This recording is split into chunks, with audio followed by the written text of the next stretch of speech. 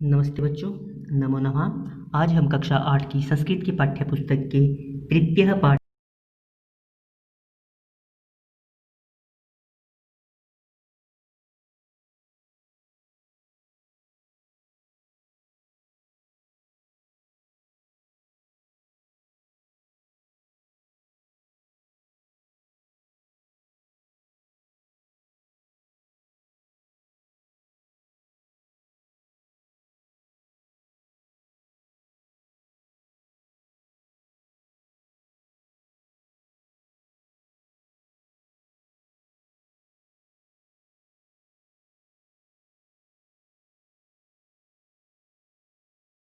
विश्वे संपूर्ण संसार में ख देखेंगे केन सह मानवस्य आवश्यकता परिवर्तते।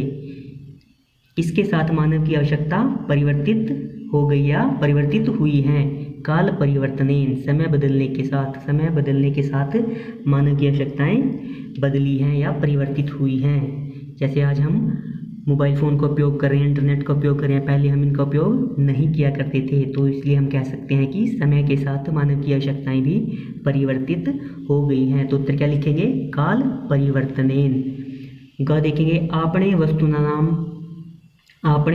वस्तुनाम क्रय समय केशाम अनिवार्यता न भविष्यति।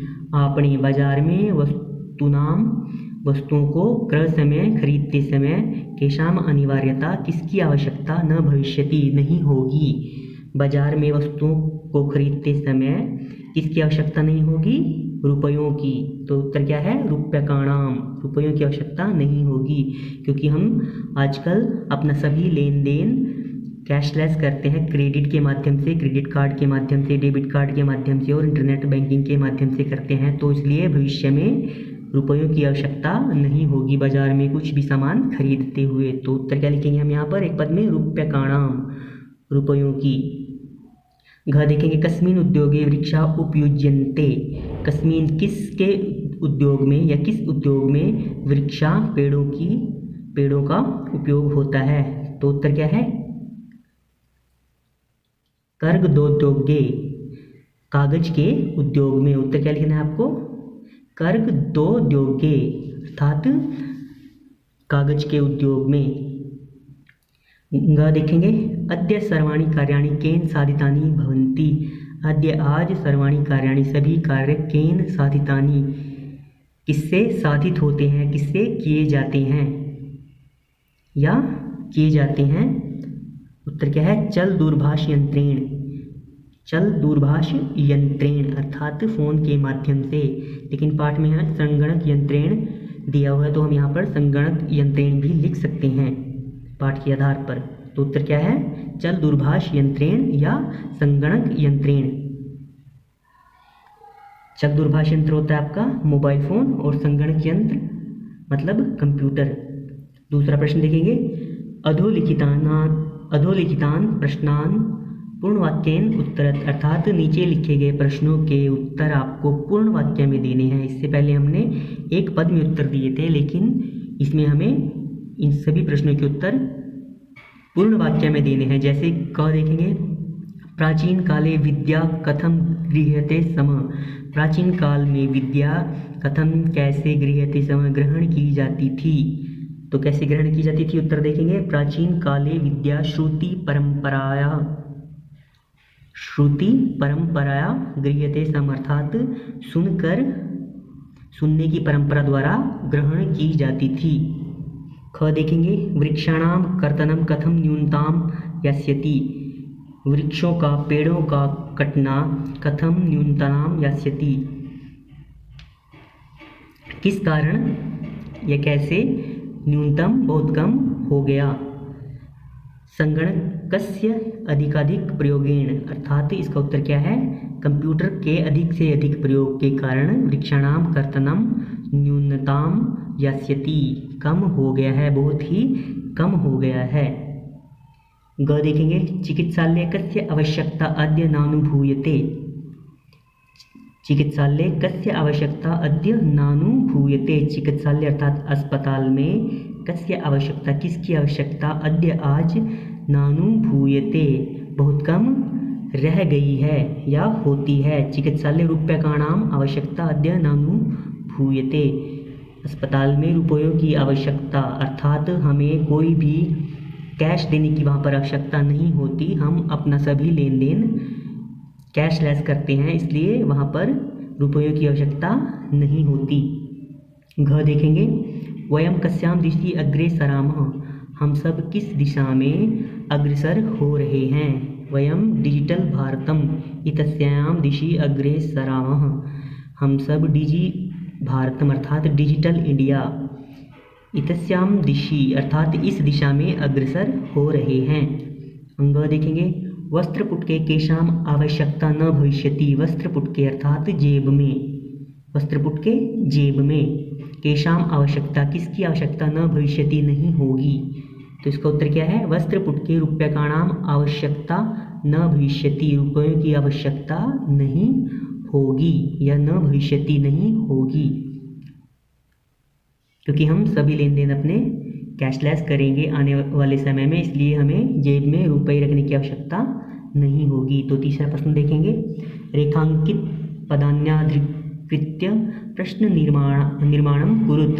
ठीक है, रेखांकित पदों के स्थान पर आपको प्रश्नवाचक पद का इस्तेमाल करके प्रश्न निर्माण करना है। जैसे क देखेंगे, भोजपत्रोपरि लेखनम आरब्धम।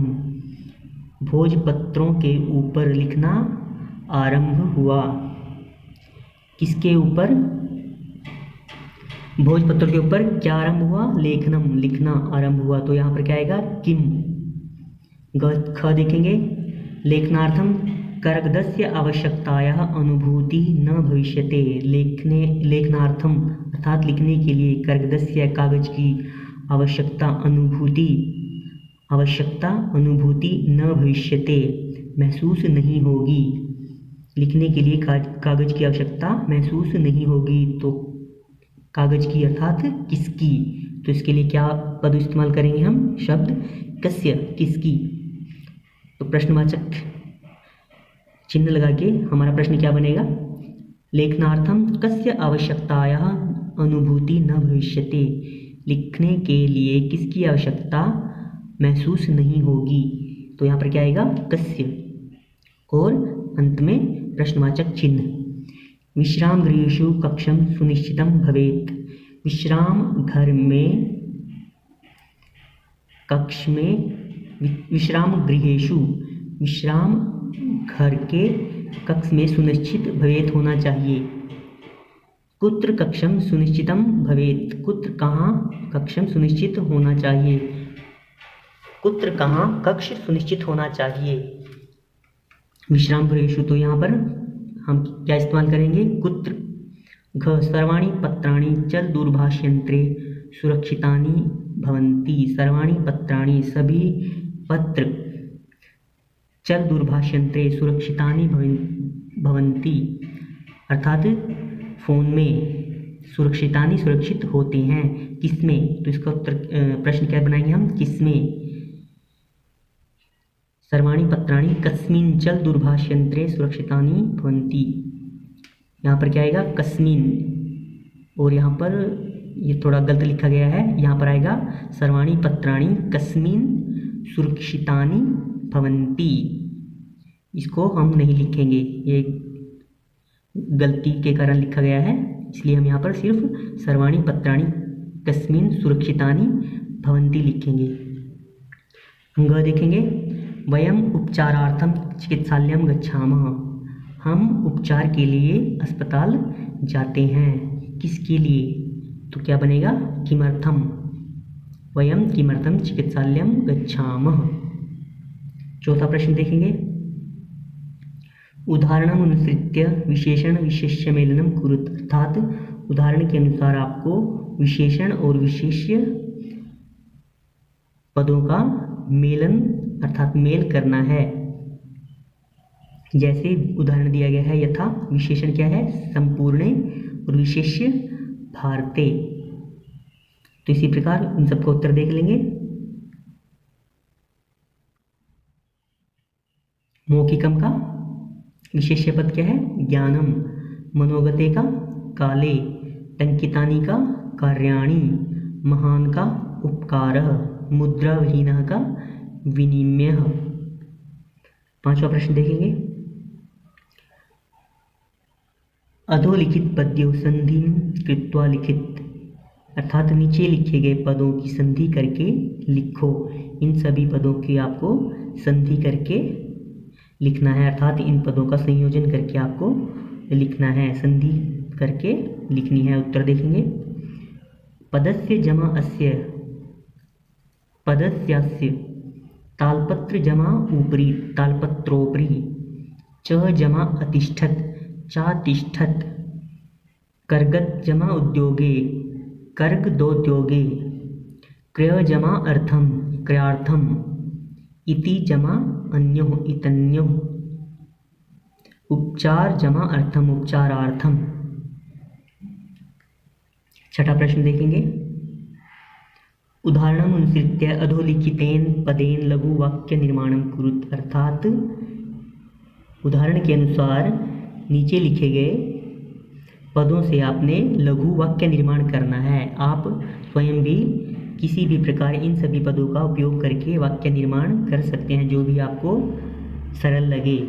उदाहरण देख लेंगे। जैसे उदाहरण दिया गया है जिज्ञासा, इस पद का उपयोग करके, जिज्ञासा होता है जानने की इच्छा, इसका उपयोग करके हम वाक्य निर्माण कर सकते हैं। जैसे मम मनसि विज्ञानिकानां विषये जिज्ञासा अस्ति, मेरे मन में विज्ञान विषय में जिज्ञासा है।